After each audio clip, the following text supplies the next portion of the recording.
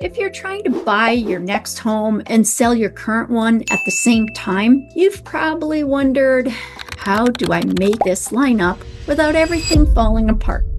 Because this is the part that feels the most overwhelming. What if your home sells too fast? What if it doesn't sell fast enough? What if the timelines don't match? There's actually a way to coordinate this so it feels a lot smoother. But most people aren't shown how it really works. I'll walk you through that today.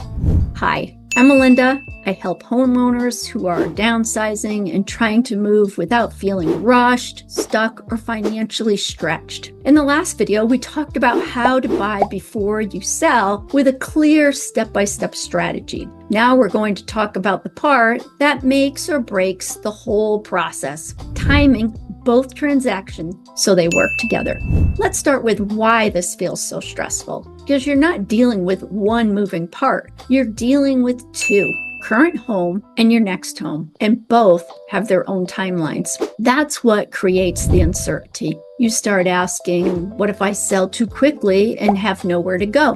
What if I find a home and my house isn't sold yet? What if everything overlaps? Because there's no clear picture of how it all connects, it feels like you're guessing. But there is a way to bring structure to this. And it starts with understanding how timing actually works. There are really three ways this can play out. You sell first, then buy. You buy first, then sell. Or you coordinate both at the same time. Most people focus on first two, but the third option, that's where things can feel the most balanced. Because instead of one creating pressure on the other, they're working together. But here's the part most people don't understand. Coordinating both doesn't mean they happen on the exact same day. It means they're planned to overlap in a controlled way. If this video helps, feel free to like, subscribe, or hit the notification bell so these videos show up when you need them. Let's walk through this simple. When you list your home, you're not just putting it on the market and hoping for the best. You're controlling the timeline as much as possible.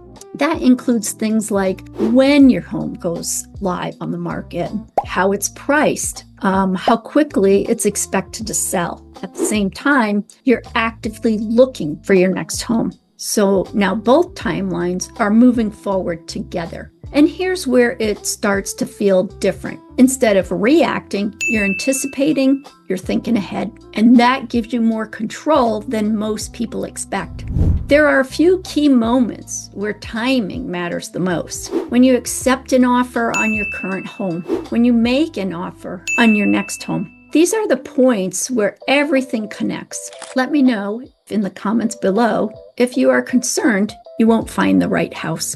Because having a plan makes all the difference. Because without a plan, it can feel rushed, but with a plan, it feels intentional. And here's what most people don't realize. You often have more flexibility in these timelines than you think, but you need to know how to use them. Let's talk about where this can go wrong, because this is what most people are afraid of. Things don't line up, feeling rushed, making a decision under pressure. And those situations usually come from one thing: lack of preparation, not understanding timing up front, not having a clear plan before starting. But when you approach this the right way, you reduce those risks significantly, because now you're not trying to figure things out in the moment. You've already considered the process ahead of time.